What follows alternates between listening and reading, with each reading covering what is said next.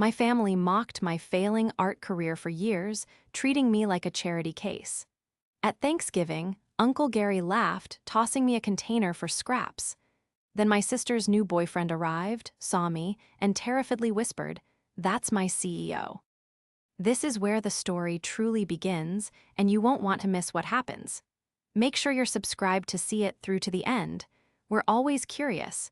Where in the world are you all watching from today? Let us know in the comments.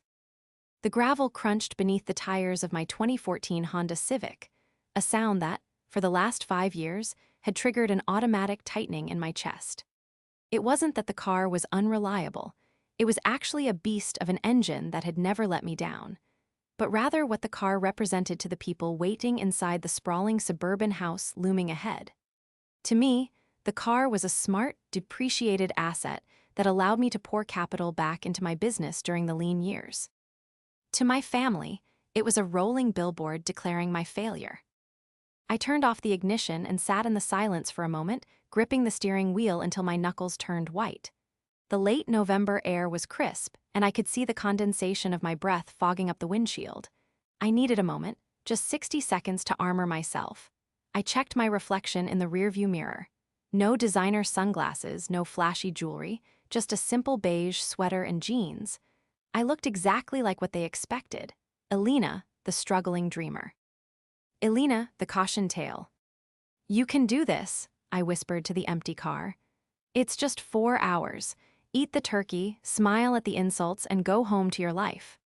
My life, if they only knew, but telling them was a risk I hadn't been willing to take. Not yet. Not when the business was fragile, and certainly not now that it was booming. I knew them too well. I knew that the moment struggling Elena became wealthy Elena, the dynamic wouldn't shift to respect, it would shift to entitlement. I stepped out of the car, the cold biting at my cheeks. As I walked up the driveway, I could already hear the dull roar of laughter from inside. It was a sound that used to make me feel warm and safe as a child, but now it felt like a closed circle I was permanently on the outside of. I rang the doorbell. It wasn't my parents' house. They had retired to Florida 2 years ago and were skipping the cold weather this year. This was Uncle Gary's domain. Gary, my father's older, louder, and infinitely more judgmental brother. The door swung open, revealing my cousin, my sister in spirit, if not by blood, Sarah. She was glowing, dressed in a sleek black dress that probably cost more than my first 2 cars combined. Her hair was perfectly coiffed, her makeup flawless. She looked like success. She looked like what the family wanted me to be. "Elena," she exclaimed, though the smile didn't quite reach her eyes. It was the smile one gives to a stray dog that has wandered onto the porch. Pity mixed with a slight annoyance that it was there at all. "You made it. We were worried your car might not handle the interstate." I forced a smile, stepping across the threshold. "Hi, Sarah, she runs fine. Good to see you." "MMHMM," she hummed, already turning away to lead me into the foyer. "Well, come in. Uncle Gary is making his famous martinis, and Liam, oh my God, Alina, you have to meet Liam, he's on his way. He got held up at work. Big corporate emergency. You know how it is." She paused, looking back at me with a tilted head. "Well, actually, I guess you don't. How is what do you call it? The consulting?" The air quotes were invisible, but I felt them land like slaps. "It's going well, Sarah. Busy," I said, keeping my voice neutral. "Busy is good," she chirped, her tone dripping with condescension. "Keeps the lights on, right? Mostly." We walked into the living room, and the conversation stopped. It was immediate.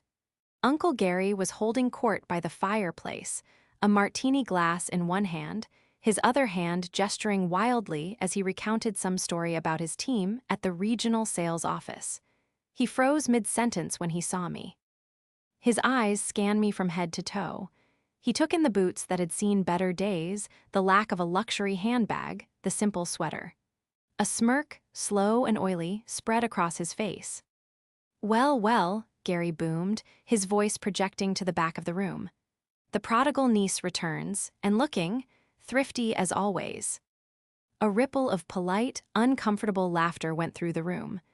My aunt, Gary's wife, sat on the sofa, clutching her wine glass. She gave me a sympathetic, tight-lipped nod, but she didn't speak up. She never did.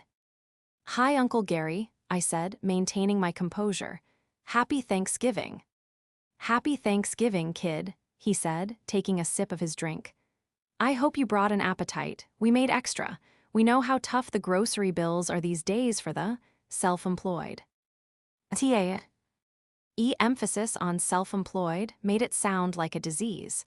I felt the heat rise in my neck, a mix of humiliation and a burning, secret anger. The betrayal wasn't that they didn't know the truth. It was that they enjoyed the version of the truth they had invented. They loved poor Alina. It made them feel superior. It made their own mediocre achievements feel monumental. "I'm doing fine, Gary," I said quietly. "Sure, sure," he winked at the room. "That's what they all say until the rent is due. But hey, family is family. Grab a drink. Bottom shelf is in the kitchen." The laughter was louder this time. I walked toward the kitchen, my heart pounding against my ribs like a trapped bird. It was going to be a long night. But as I passed the hallway mirror, I caught a glimpse of my own eyes. They weren't watery. They were hard. The betrayal of their mockery was painful, yes, but it was worse than the insults. It was the absolute dismissal of my worth as a human being based on a bank balance they assumed was empty. Just wait, I thought, the first spark of genuine defiance igniting in my chest. Just wait. The kitchen was a temporary sanctuary, buzzing with the activity of the catering staff Uncle Gary had hired. That was his style, flashy expenditure to prove a point, even if he complained about the cost for the next 6 months. I poured myself a glass of water from the tap, avoiding the wine. I needed a clear head. I stood by the granite island, watching the steam rise from a pot of potatoes. I let my mind drift away from the stifling house to my office. Nexus Innovations. My baby, my empire. It had started in a garage, yes, the very garage Gary loved to make jokes about. But in 7 years, it had grown from me and a laptop to a team of 200 of the brightest minds in tech consultancy. We were the silent architects behind the digital transformations of Fortune 500 companies. I wasn't just paying the bills. I had just closed a deal last week that was worth more than Uncle Gary's entire accumulated lifetime earnings. But here, in this kitchen, I was nobody. Sarah breezed in, checking her phone. "Liam is 10 minutes out. God, I hope the turkey isn't dry. He's used to such high standards, you know? His company caters lunch every day from 5-star restaurants." "Sounds nice," I said, leaning against the counter. Sarah stopped and looked at me, really looked at me with that same pitiful expression. "Look, Alina, I know Gary is Gary, but he means well. He's just worried. We all are." "Worried about what?" "Your future," she sighed, putting her phone down. "You're 34, you're driving a rust bucket, you're still consulting on little projects. Liam said his company is actually hiring entry-level support staff. I could ask him to put in a word. It's steady money, Alina, benefits, dental." The offer was wrapped in kindness, but the center was pure poison. She wanted me to be an admin assistant. She wanted to save me.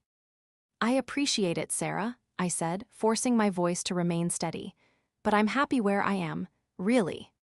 She rolled her eyes, grabbing a bottle of expensive Chardonnay. "Pride doesn't pay for retirement, Alina. Just think about it. Don't be stupid."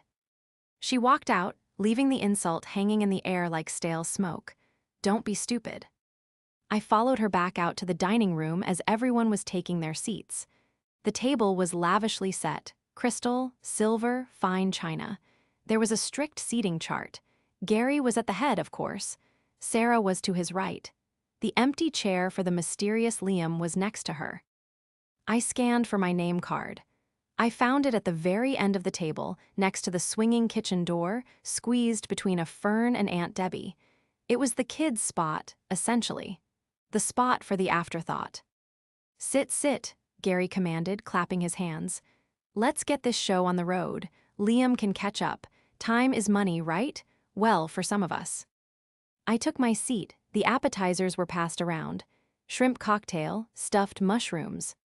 "So," Gary bellowed, pointing a fork at me, Elena, Sarah tells me you're still doing what is it, computer fixing? Tech consultancy, Gary, I corrected gently. Optimization strategies for enterprise software. Right, he waved his hand dismissively. Fixing computers. Listen, I was talking to a buddy of mine, owns a dealership out on Route 9. He needs someone to manage his Facebook page, post pictures of trucks, that sort of thing.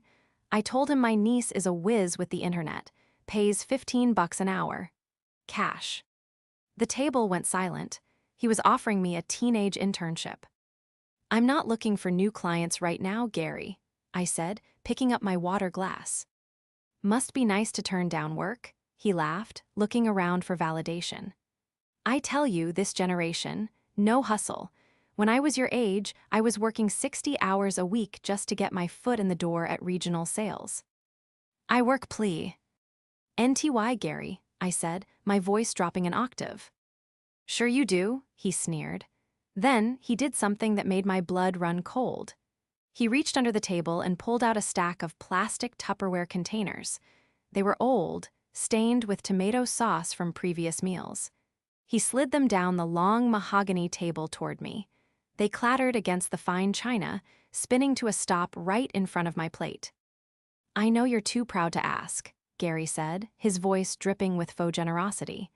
But we've got a ton of food. You take these. Pack M full. Saves you from buying ramen for a week, right? Consider it an early Christmas gift. The room was silent. Even Sarah looked down at her plate, uncomfortable. Aunt Debbie took a large gulp of wine. He wasn't just offering leftovers. He was performing charity. He was publicly marking me as the pauper of the family to elevate his own status as the provider. I looked at the stained plastic containers. Then I looked at Gary. Thank you, Gary, I said, a small, tight smile playing on my lips. I'll keep that in mind. That's the spirit, he roared, satisfied. She'll probably ask for leftovers before the turkey is even carved. Am I right? I laughed. I actually laughed. It was a dry, hollow sound. But inside, my mind was racing. They have no idea. They had forgotten one crucial thing about me. I wasn't just a tech consultant. I was a builder. I built things from nothing. And I knew how to dismantle them, too. But more importantly, I knew something they didn't. I reached into my pocket and touched the cold metal of my car key. Not the Honda key. The other one. The one on the valet ring I'd left in my pocket for the car I had left parked 3 blocks away because I didn't want to show off. A Porsche Panamera. They think I'm weak, I thought. They think I'm desperate. Let them enjoy the show. I looked at the empty chair next to Sarah. So, tell me about Liam, I asked, changing the subject, baiting the trap. What does he do that's so important? Sarah lit up, relieved to move past the awkwardness. Oh, he's in software too, actually, but at a real company, a major firm. He just got promoted to senior lead developer. He's managing a huge team. He says the CEO is a total visionary but terrifying. He's never actually met the boss, just seen them at town halls. It's a massive operation. My heart skipped a beat. Software, senior lead developer, massive operation. What's the company called? I asked, my pulse quickening. Before Sarah could answer, the doorbell rang. That's him, Sarah squealed, jumping up. That's Liam. As Sarah rushed to the front door, the atmosphere in the dining room shifted. Uncle Gary straightened his tie, puffing out his chest. This was the moment he had been waiting for, another male alpha to bond with, someone successful he could brag to, someone who would make the family look good by association. Unlike me. I stayed in my seat, my hand resting near the stack of dirty Tupperware containers. While the commotion of greetings echoed from the foyer, I let myself drift back 5 years. I remembered the night I founded Nexus. I was sitting on the floor of my studio apartment, eating toast because I couldn't afford cheese. I had been fired from a mid-level IT job for insubordination, which was corporate speak for pointing out a security flaw that the VP wanted to ignore. Gary had called me that night. I remembered it vividly. I was crying, terrified of the rent I couldn't pay. I asked him for a loan, $500, just to bridge the gap. Money is for earners, Alina, he had told me over the phone. You need to learn consequence. Maybe this will teach you to keep your mouth shut and do as you're told. He hung up. That click of the phone line was the fuel. I stopped looking for a job that night and started building. I coded for 72 hours straight. I lived on caffeine and spite. I built a prototype for a predictive analytics engine that caught the eye of a venture capital scout 3 months later. I never asked Gary for a dime again, and I never told him about the success. Why? Because the moment I made my first million, I realized that if Gary knew, he wouldn't be proud. He would be there with his hand out, claiming he taught me the value of hard work by denying me that loan. He would take credit for my grit. I refused to give him that narrative. Back in the present, Gary leaned over the table, whispering loudly to Aunt Debbie. Now listen, Liam is making 6 figures. He's a sharp kid. Don't embarrass me. And keep Alina, contained. I don't want him thinking we're running a shelter here. He looked at me, his eyes cold and hard. Alina, try not to talk about your business tonight, okay? Liam deals with high-level enterprise architecture. He doesn't need to hear about you fixing printers or whatever it is you do. Let the adults talk shop. I understand, Gary, I said softly. I'll be quiet as a mouse. The voices in the hallway grew louder. Sarah was laughing, a high, performative laugh I rarely heard. He's just so nervous to meet you, Uncle Gary, Sarah was saying as they approached the dining room archway. I told him you're the patriarch of the family. Damn straight, Gary grilled, standing up to greet the guest. Then they walked in. Liam was tall, sharp-looking, dressed in a suit that cost a decent amount, though the fit was slightly off the rack. He had the eager, nervous energy of a young man trying desperately to impress his girlfriend's intimidating family.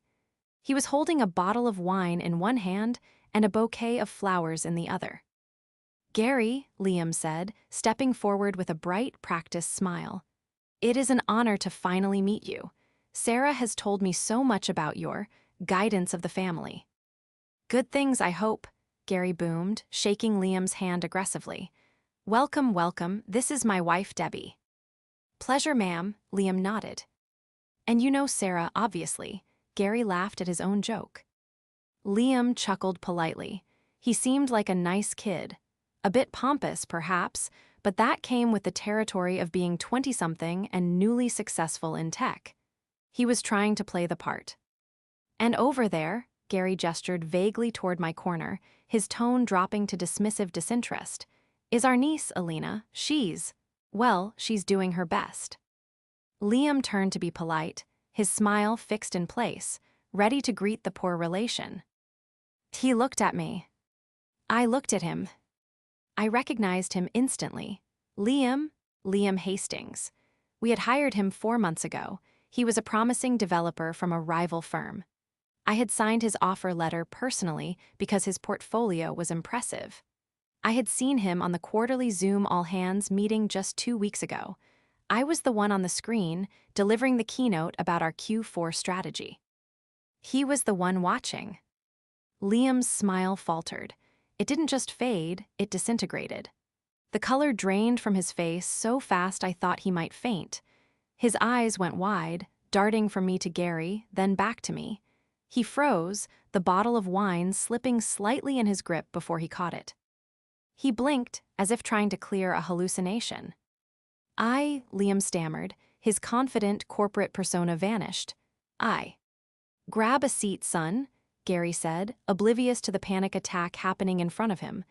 Don't mind her, she's harmless. Liam didn't move. He was staring at me with a mixture of terror and awe. He knew exactly who I was. He knew that the woman sitting next to the kitchen door, behind a stack of dirty Tupperware, was the woman who signed his paychecks. The woman who owned the building he walked into every morning. I slowly picked up my water glass and took a sip, locking eyes with him over the rim. I gave him a tiny, almost imperceptible nod. Hello, Liam. The silence that had fallen over the room was heavy, thick enough to choke on. To Gary and Sarah, It probably looked like Liam was just overwhelmed by the magnificence of the household, or perhaps intimidated by Gary's boisterous welcome. But I saw the truth. I saw the way Liam's Adam's apple bobbed as he swallowed hard, his eyes locked on me with the terrified recognition of a man who realizes he has just walked into a lion's den, only to find his boss is the lion. "Well, don't just stand there, son." Gary's voice shattered the tension like a dropped plate. Sit right there next to Sarah. You need a drink, you look pale. Tough week at the office." Liam moved like a marionette with tangled strings. He jerked his gaze away from me and stumbled toward his chair, nearly knocking over a crystal water goblet as he sat down. Yes, Liam managed to choke out. His voice was an octave higher than it had been a moment ago. Very, very tough week." "I bet," Gary chuckled, pouring a generous amount of red wine into Liam's glass, spilling a few drops on the white tablecloth without noticing. "High stakes in the software game, right? I know the drill. Kill or be killed. That's why I like you, Liam. You're a shark, not like." He gestured vaguely with the wine bottle toward my end of the table, not even bothering to finish the sentence. The implication was clear. Not like Alina. I watched Liam. He was gripping the stem of his wine glass so hard I thought it might snap. He looked at Gary, then he looked at me, his eyes pleading for instruction. He was in an impossible position. He was sitting at a dinner table where his girlfriend's uncle was actively mocking the woman who held his career in her hands. I needed to secure the perimeter. If Liam blurted out, "Wait, that's the CEO of Nexus," right now, Gary would just laugh it off or accuse me of lying. It would be messy. I needed total control. I slowly reached into my pocket and pulled out my phone. I kept it below the table's edge, resting it on my lap. I knew the company directory was synced T. Oh, my personal device, a perk of being the founder. I navigated to the employee roster, typed in Hastings, and found him immediately. Liam Hastings, Senior Lead Developer, Mobile Division, hired August 2024. I tapped the message icon. Across the table, Gary was launching into a monologue about his own importance. "You know, Liam, managing people is an art. You can't be friends with them. You have to be a god to them. That's my philosophy. Fear motivates better than kindness. Take my team." My thumbs flew across the screen. "Isn't." A second later, a soft buzz vibrated against the mahogany table. It came from Liam's jacket pocket. Liam jumped as if he'd been electrocuted. "Popular guy," Sarah teased, placing a hand on his arm. "Probably work, right? They can't survive without you." I should check," Liam stammered. He pulled his phone out with trembling fingers.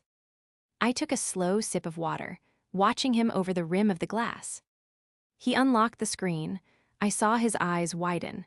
He read the text, then his head snapped up to look at me. I held his gaze, my expression completely neutral, stone cold. The text read, "I am enjoying the dinner, Liam. Do not interrupt my uncle. Do not reveal my identity yet. Just play along. I want to hear what he has to say." Liam swallowed again. He looked back at his phone, then slipped it into his pocket. He took a massive gulp of wine, draining half the glass in one go. "Everything okay?" Sarah asked, frowning slightly. "Yes," Liam said, his voice sounding strangled. "Just a system update. Nothing I need to handle right now." "Good man," Gary said, slamming his hand on the table. "Never let the underlings dictate your schedule. So tell me about this company of yours. Nexus Innovations, right? Sarah says it's a rocket ship." "It is," Liam said, his eyes darting to me again. "It's incredible." "And the boss?" Gary asked, leaning in, his face greasy with anticipation. "Sarah says the CEO is a mystery, probably some Silicon Valley hotshot, right? Ruthless, a real hardass." This was the test. I waited. Liam looked at Gary, then at me. He was sweating now, beads of perspiration forming on his forehead despite the cool air in the room. Liam started, then corrected himself quickly. "The CEO is very effective, focused, values, integrity above all else." Integrity, Gary scoffed, spitting a little bit of breadcrumb as he laughed. Integrity is a word losers use to explain why they aren't rich. You think the guy at the top got there by being nice? No way. He stepped on necks, Liam. Necks. Actually, Liam said, his voice shaking but growing a little firmer as he looked at me for approval. The CEO started the company from a garage, built it from nothing, just pure skill. Garage, Gary snorted, rolling his eyes at me. Hear that, Alina? A garage, that's how you do it. You don't stay in the garage for 5 years tinkering with junk. You launch, you execute. You clearly missed the execute part. I smiled. I guess I did, Gary. I'm just a slow learner. Liam looked like he wanted to crawl under the table and die. The tension was ratcheting up, tightening around his throat. He knew the truth. He knew that the junk Gary was mocking was the very software architecture he spent 40 hours a week building. So, I said, leaning forward slightly, deciding to pull the string a little tighter. Liam, since you're high up in the company, does your CEO pay well, or does she expect you to work for experience? I emphasized the she, causing Gary to frown. She, Gary asked, the CEO is a woman. Yes, Liam said quickly, and she pays very well, extremely well. The benefits are generous. She takes care of her people. A woman, Gary muttered, looking at his martini glass with disdain. Well, that explains the integrity bit. Probably soft. Probably lets people cry in the break room. That company won't last 5 years. Mark my words. You cash out your stock options as soon as you can, son. Get out before she drives it into the ground. Liam looked at me horrified. He was waiting for me to explode. He was waiting for the tyrant to emerge. But I just picked up a carrot stick and crunched it loudly. Interesting advice, Gary, I said. I'll make a note of that. The turkey was dry. It was sawdust dry, the kind of dry that requires a gulp of water with every bite just to facilitate swallowing. But Gary sat at the head of the table, carving it like he was a surgeon performing a life-saving operation, piling mounds of the desiccated meat onto everyone's plates. Eat up, Alina, Gary commanded, dropping a particularly large, bone-dry chunk onto my plate. Protein, brain food, maybe it'll help you figure out a business plan. Sarah giggled. Dad, stop, you're terrible. But she didn't tell him to stop, she enjoyed it. It was their ritual, bonding over the family failure. Liam had barely touched his food. He was pushing peas round his plate with his fork, his eyes constantly flicking toward me. He looked like a man waiting for a bomb to detonate. So, Gary said, chewing with his mouth open, speaking of finances, we need to talk about Grandma. The room went quiet. This was the annual shakedown. My grandmother was in an assisted living facility, a very nice one, with a garden and 24-hour nursing care. It was expensive. The rates are going up again in January, Gary announced, looking solemn. Inflation, it's killing us, but you know me, I promised Mom I'd take care of her. I've been shouldering the burden. $5,000 a month, that's what it takes. He looked around the table, expanding his chest. I don't ask for thanks. That's what the head of the family does, but it means sacrifices. No new boat this year. Debbie and I are tightening the belt. You're a saint, Gary, Aunt Debbie murmured, looking at him with adoration. We appreciate it, Dad, Sarah added. Really, Grandma is so lucky to have you. Then Gary turned his gaze to me. It was a predatory look. Now, Alina, he said, his voice dropping to that patronizing tone he loved. I know you can't contribute. I'm not asking you to. You can barely keep gas in that wreck of a car, but maybe you could go visit her more, since you have so much free time. I set my fork down. The metal clinked against the china, a sharp sound in the quiet room. I knew for a fact Gary wasn't paying $5,000 a month. I knew this because I was paying the bill. 3 years ago, the facility had called Gary to say his check had bounced. He had screamed at them and threatened to move Grandma to a state-run home. The administrator had called me as the secondary contact. I had given them my corporate credit card and set up an auto pay for the full amount, including the private room upgrade. I had explicitly told the administrator to keep it anonymous, to let Gary think his partial payments or whatever he was doing were covering it, just to keep the peace.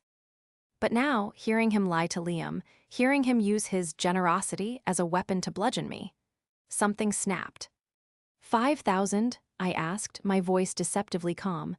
That sounds high, Gary. Are you sure that's the figure? Gary's face reddened. Excuse me, are you questioning my math? I write the check, Alina. I think I know what it costs. I just mean, I continued, leaning back in my chair, that seems like a lot for the base rate. Unless she's getting extra services, or maybe you're including administrative fees for yourself. How dare you? Aunt Debbie gasped. Alina, Sarah snapped. Shut up, you don't pay a dime, you don't get to have an opinion. I'm just curious, I said, looking directly at Gary. Liam, you're good with numbers. Does 5,000 sound right for a facility like Oak Creek? Liam froze. He looked at Gary, who was glaring at him, daring him to side with the enemy. Then he looked at me. He saw the glint in my eye. He realized I wasn't asking for an opinion, I was giving an order to scrutinize. Well, Liam started, his voice shaky. My grandmother was in a place like that. Usually the billing is complex. Transparency is important. Transparency, Gary shouted. I am the definition of transparency. I put food on this table. I pay for this house. I pay for my mother's care. And I have to sit here and be interrogated by the niece who, let's be honest, came here for a free meal. He stood up, throwing his napkin on the table. You're ungrateful, Alina. That's your problem. You've always been ungrateful. You think the world owes you a living because you're creative. Well, newsflash, the world doesn't care. Money talks, and you have nothing to say. He sat back down, red-faced and breathing heavily. Now, he growled, pass the potatoes. I didn't reach for the potatoes. I reached for my phone again. You're right, Gary, I said softly. Money does talk, it speaks very clearly. I tapped the screen. I wasn't checking a directory this time. I was logging into my banking app. Liam, I said, do you have your phone handy? Yes, Liam whispered. Check your email, I said. I just forwarded you a PDF. I'd love your professional opinion on the formatting. It's a billing statement. Gary frowned. What are you doing? Get off your phones. Liam pulled out his phone. He tapped the screen. His eyes widened to the size of saucers. He looked at the document, then he looked at me, then at Gary. What is it? Sarah asked, sensing the shift in the air. Liam. Liam looked up, his face pale. It's a receipt from Oak Creek Assisted Living. So, Gary barked, I told you I pay the bills. No, Liam said, his voice trembling but gaining volume. This receipt, it's dated for the last 36 months, paid in full. Exactly, Gary said triumphantly.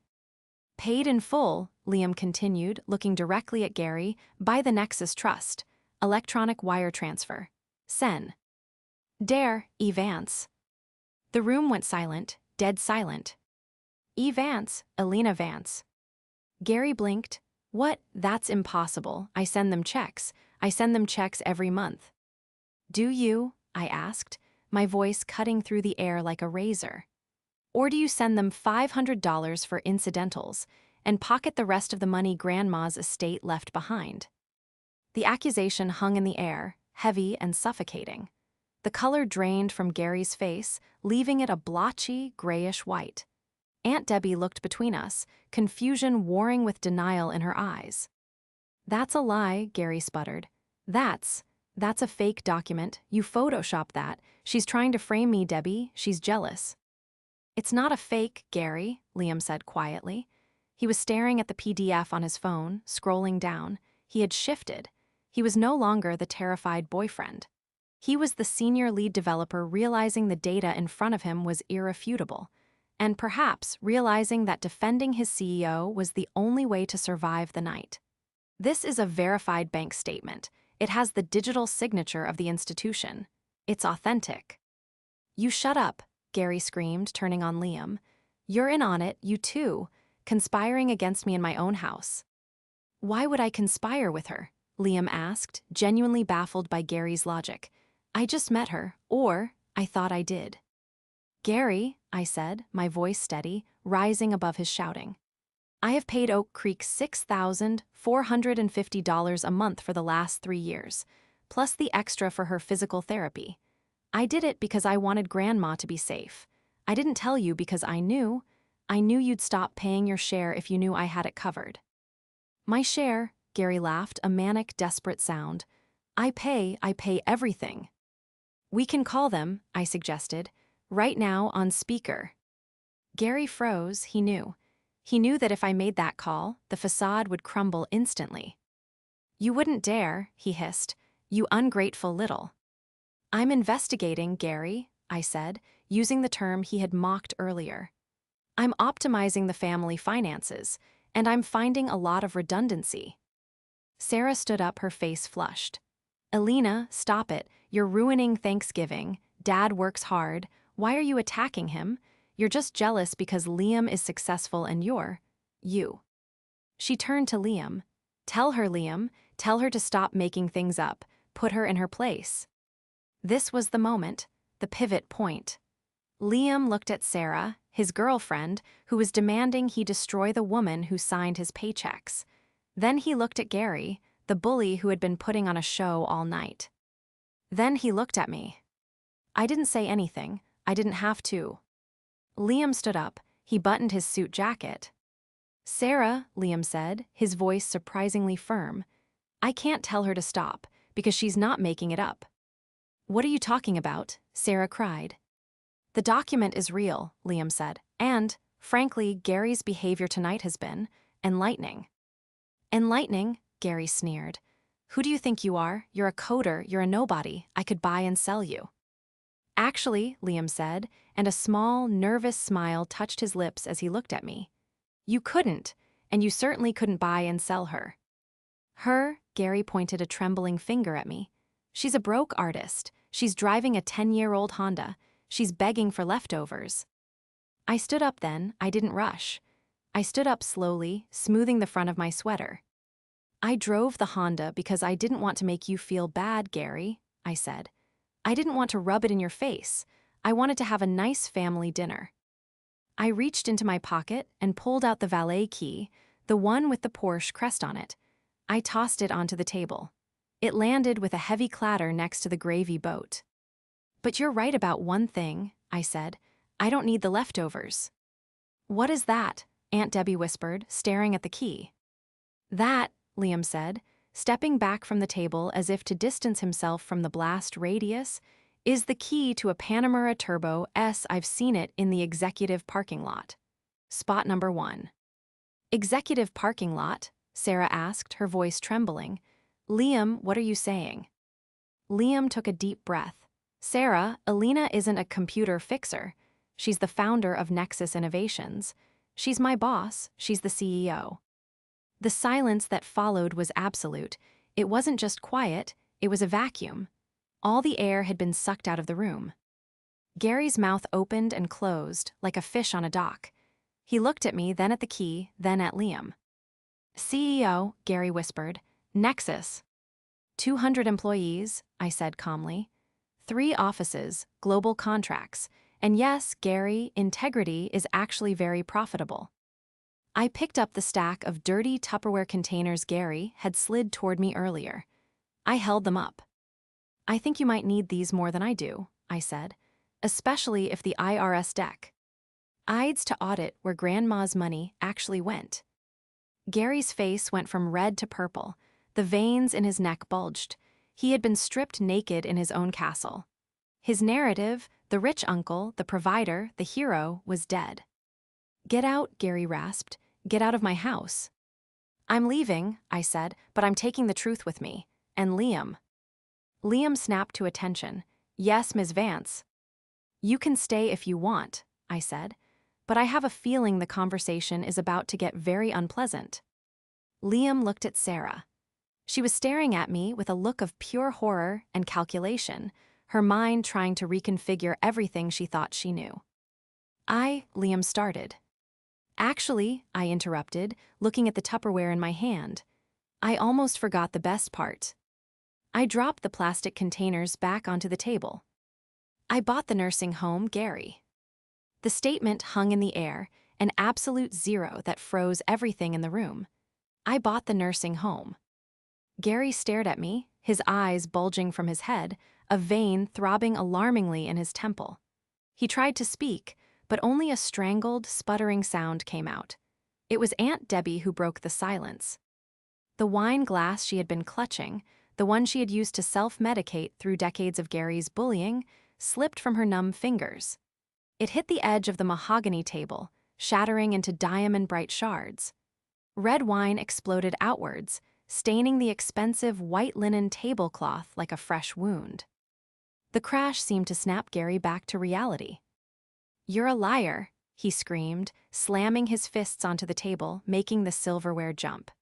"You're sick in the head, Alina. You always have been. You live in a fantasy world in that little garage of yours. You bought the nursing home. With what? Monopoly money." He turned frantically to the others, desperate to regain control of the narrative. "Do you hear her? She's having a breakdown. Sarah, call the police. She's delusional and dangerous." Sarah didn't move. She was staring at the red stains spreading across the tablecloth, her face pale. "It's not a delusion, Gary," I said, my voice calm, almost bored. I enjoyed this part.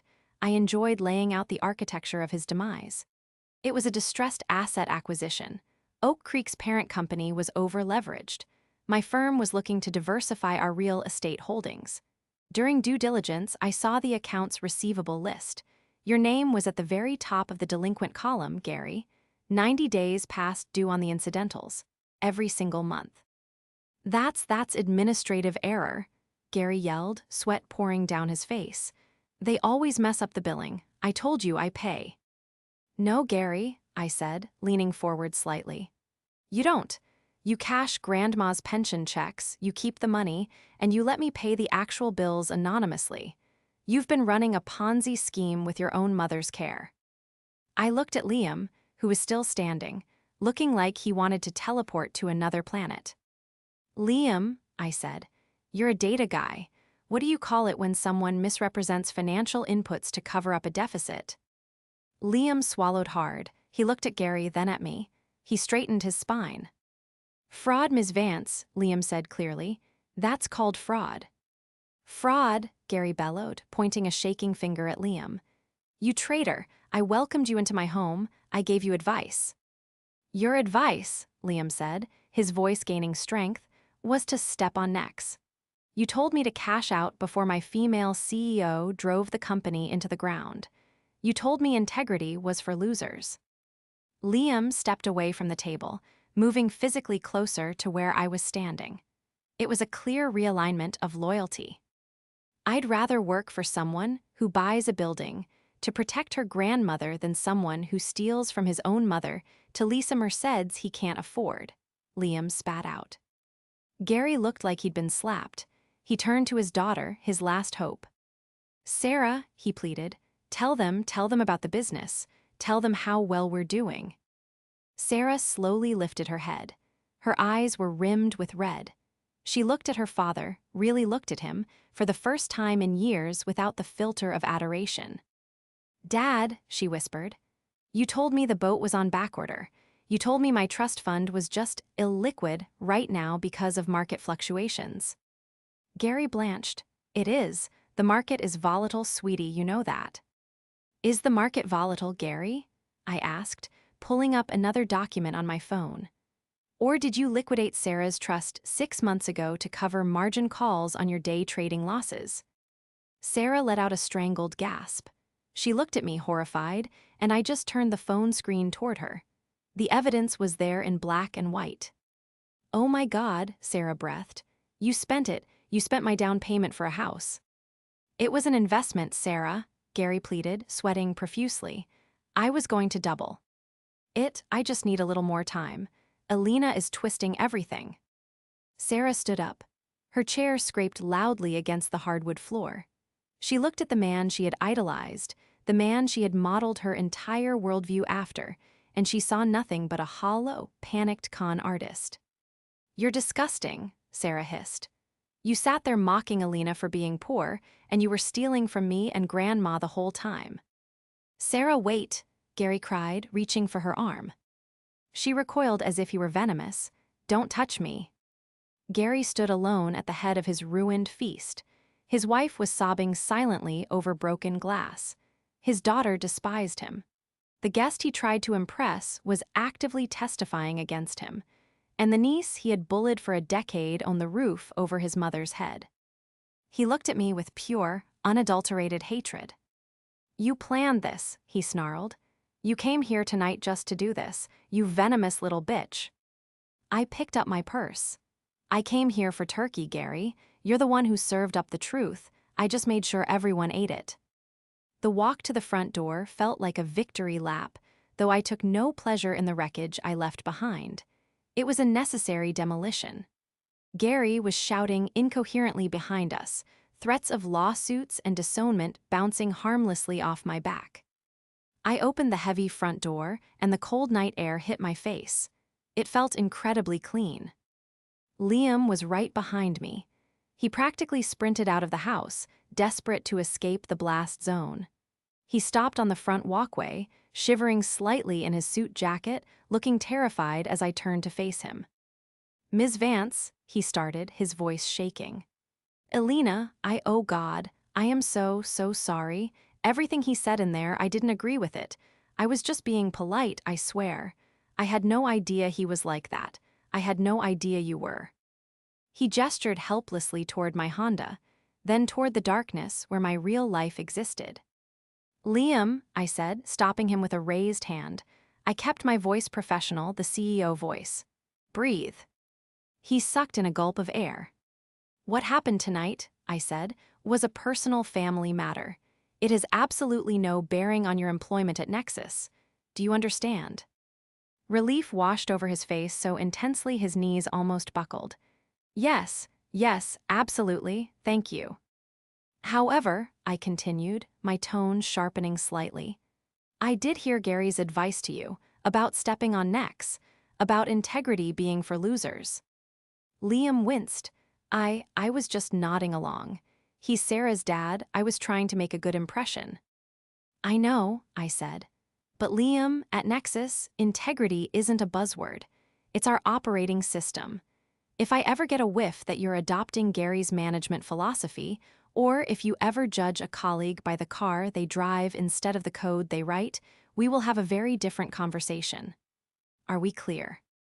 Liam straightened up, meeting my eyes with genuine seriousness. Crystal clear, Ms. Vance. It won't happen, ever. Good, I said. See you on Monday. Don't be late for the stand-up. I turned and walked to my Honda. I didn't look back at the house. I didn't need to. 2 months later, in late January, the snow was falling heavily outside the floor-to-ceiling windows of my corner office on the 42nd floor. The city looked peaceful from up here, a grid of lights covered in white.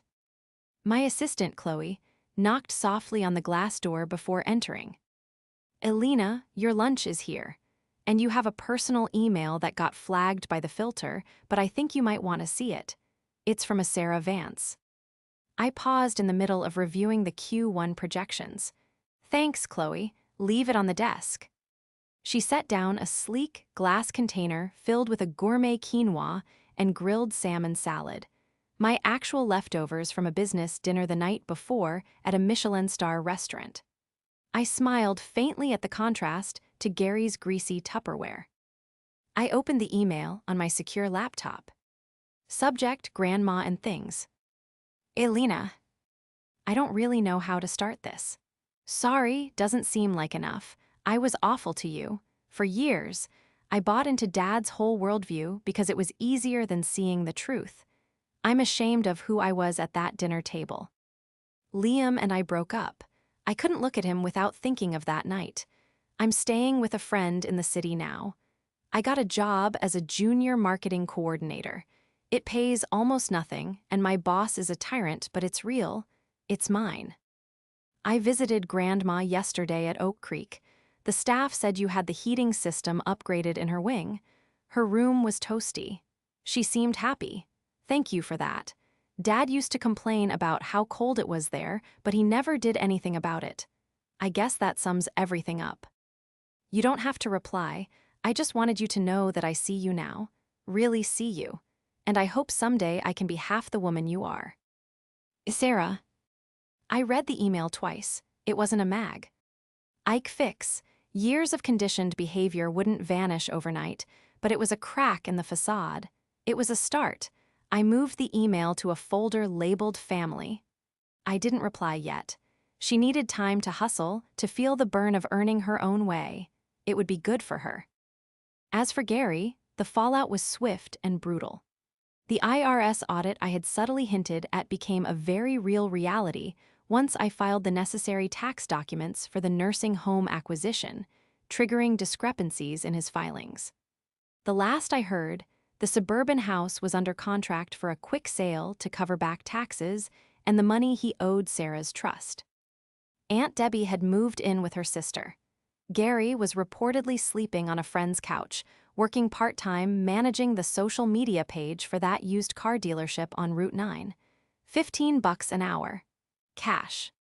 I closed my laptop and swiveled my chair to face the window. I took a bite of the salmon. It was delicious. I thought about the years I spent feeling small, feeling less than, because I measured myself with their broken yardstick. I thought about the cold garage, the ramen noodles, the fear of failure. And then I looked out at the city, at the thousands of lights glowing in the dark, many of them powered by systems my company had built. I wasn't the poor relation anymore. I wasn't the cautionary tale. I was the architect of my own life. And finally, for the first time in a long time, I was full.